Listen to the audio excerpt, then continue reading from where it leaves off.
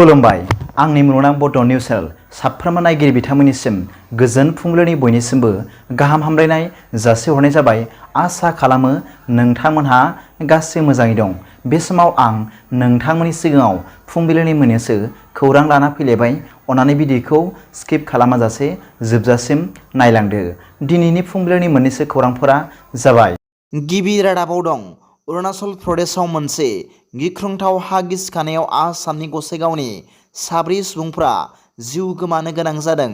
बे गिख्रंथाव जाथाया हायुङारि राजालामा 13 नंआव जादोंमोन, जेब्ला बिथांमोननि कारा हा गिसिखानायनि जाहोनाव गिदिर अन्थाइफोरजों सौग्रावदोंमोन, जायनि जाहोनाव बिसोर हरखाबै थैदोंमोन। मिथिनो मोननाय बादिब्ला बे 4 सुबुङा दुमफुरिजुआव मोनसे धोरोमारि फाहामथाय फोरबोआव बाहागो लानो थाखाय अरुणाचल प्रदेशआव दावबायदोंमोन।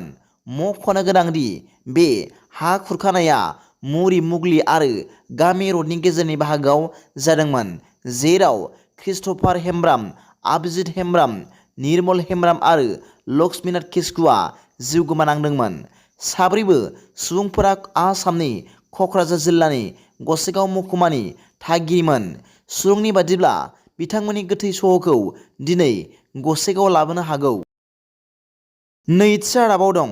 आसाम पुलिसनि स्पेशेल टास्क फर्स एबा STFनि मोनसे हानजाया थांनाय बृहस्पतिबारनि मोनायाव 2 ड्राग्स फालांगिरिफोरखौ हमनो हायो आरो 11 कौटि रांनिबो बांसिन बेसेननि फेग्रा बेसाद जब्द खालामो। मख'नो गोनांदि फालांगिरिफोरनि गेजेराव सासेखौ मणिपुरनि वांगाइनि तमिजुर रेहमान होनना सिनायथिनाय जादों। गुबुन सुबुं आब्दुल रेहमानआ मणिपुरनि लिलंनि थागिबि। STF कल्याण कुमार पाठकनि उफ्रा SPआ बे अपारेशनखौ दैदेनदोंमोन। पाठकआ बुंदोंमोन दि मोनसे सुलुंनि खौरांनि सायाव बिथा खालामनानै थांनाय बृहस्पतिबारखालि हरनि 10 रिंगासोआव STFआ मोनसे बेसाद रोगाग्रा भेनखौ हमदोंमोन आरो आमिनगावआव फालांगिरिफोरखौ हमदोंमोन। सिखाव फालांगिरिफोरा डिमापुरनिफ्राय बेसादखौ फालांगि खालामगासिनो दङमोन।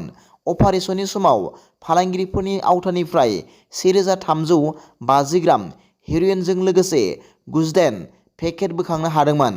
पेकेटफोरखौ थाखुमानाय खथाफोराव दोनखोमानाय जादोंमोन होनना मिथिनो मोननाय जादों। थामथि रादाबाव दं। आसाम राइफल्सनि सोद्रोमाफोरा ना सारग्राफोरनि सायाव गुलि गावदों। बे जाथाया जादों थांनाय शुक्रबारखालि अरुणाचल प्रदेशनि खारसांनि इनजान गामियाव। जाथायनि सोमोन्दै मिथिनो मोननाय बादिब्ला आसाम राइफल्सनि सोद्रोमाफोरा बिग्रायारि हान्जानि सोद्रोमाफोर सन्देह खालामनानै ना सारग्राफोरनि सायाव गुलि गावदोंमोन आरो सासे ना सारग्रानि आथिङावसो नांदोंमोन आरो 2 ना सारग्राफोरा खारखोमाना बारग'दोंमोन होनना मिथिनो मोननाय जादों। बे जाथायखौ लानानै अरुणाचल प्रदेशनि सुबुंफोरा बे 11 नं आसाम राइफल्सनि सोद्रोमाफोर थानाय केम्पखौ बेंखननानै सोमावसारदों होनना मिथिनो मोनदों। ब्रैथि रादाबाव दं। फोरोंगिरिखौ गुलि गावनानै गावबो गुलि गावजाफिनबाय। खौरां मोननाय बादिब्ला आसामनि बकाघाटआव सासे लाइमोना थांनाय बृहस्पतिबारखालि उदय सांमाइ मुंनि सासे फोरोंगिरिखौ थांखिनानै गुलि गावदोंमोन। गुलि नांजानानै फोरोंगिरिया गोब्राब जखम जादोंमोन। बे दायनि थाखाय मैया बाबु सइकिया मुंनि बे गुलि गावग्रा लाइमोनखौ पुलिसआ हमनानै दोनदोंमोन आरो उनाव सासे पुलिसखौ जखम खालामना जेलनिफ्राय खारनो नाजानायाव पुलिसआ बे लाइमोनखौ आथिङाव गावनानै जखम खालामदों होनना मिथिनो मोनदों। बाथि रादाबाव दं। मैया क'क्राझार जिल्लानि सिङाव थानाय गसाइगावनि जुमदुवार बियाबाव BJP राजखान्थि हान्जानि गिदिर जथुम्मा खुंनाय जादों। खौरां मोननाय बादिब्ला बे जथुम्मायाव 6000सो रायजो राजाफोरा बाहागो लादों होनना मिथिनो मोनदों।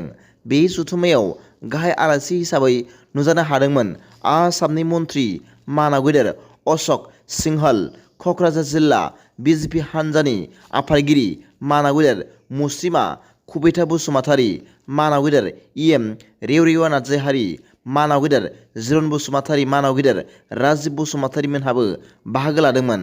लोगोसे जायगानि मानगोनां दैदेनगिरि बिथांमोन आरो रोजा रोजा रायजो राजा बिथांमोनहा बे जथुम्मायाव बाहागो लादोंमोन होनना मिथिनो मोननाय जादों। दिनैनि फुंबिलिनि मोननैसो खौरांफोरा दा बेखिनिल'मोन। भिडिअखौ मोजां मोनदोंब्ला आंनि बे मुलुगनां बड' निउस चेनेलखौ अन्नानै साबस्क्राइब खालाम आरो बेल आइकनआवबो थुनानै ला, जाहाथे आं गोदान निउस आपडेट लानानै फैब्ला नोंथांनियाव सिगांग्रो नटिफिकेसन सौहैयो। दा बेलासिनि रादाबाव नोंथांमोनखौ आंनि बे चेनेलाव गासैखौबो बरायहरनाय जाबाय। गोजोन्थों। एसेनोसै। जै बर' हारिनि जै।